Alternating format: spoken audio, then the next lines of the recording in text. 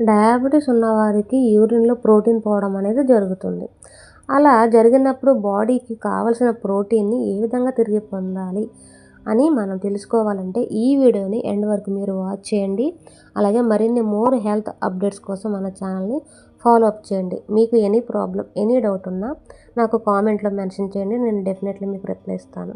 ప్రోటీన్‌ని పొందాలంటే తినాల్సిన ఫుడ్స్ ఏంటంటే పప్పులు, కందిపప్పు, పెసరపప్పు ఇవి తగు మాత్రంగా తింటే సరిపోతుంది. అలాగే పెసర్లు, చనా, రాజ్మా ఇవి వారానికి 2, 3 సార్లు తింటే సరిపోతుంది.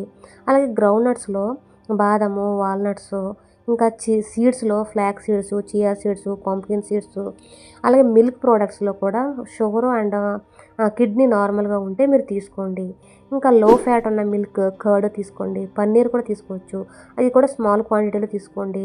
ఇంకా నాన్ వెజ్ తినేవాళ్ళు అయితే డాక్టర్ సలహా మేరకు మీరు నాన్ వెజ్ తినండి, ఎగ్స్ తినండి. ఎగ్స్‌లో వైట్ కలర్‌ది ప్రోటీన్ రిచ్ ఫుడ్ ఉంటుంది. తక్కువ ఫ్యాట్ ఉంటుంది.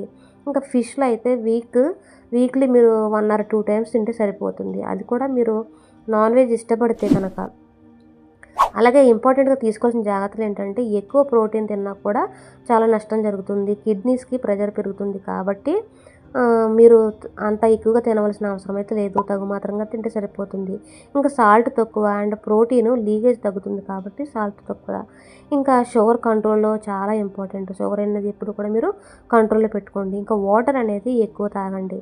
అలాగే ఎక్స్ట్రా టిప్స్ ఏంటంటే బీపీ, షుగర్ కంట్రోల్‌లో ఉంటే యూరిన్‌లో ప్రోటీను గ్రాడ్యువల్‌గా తగ్గుతుంది. అలాగే ఇయర్లీ ఒకసారి మీరు యూరిన్ ఆల్బుమిన్ టెస్ట్ చేయించుకోవడం అనేది చాలా మంచిది.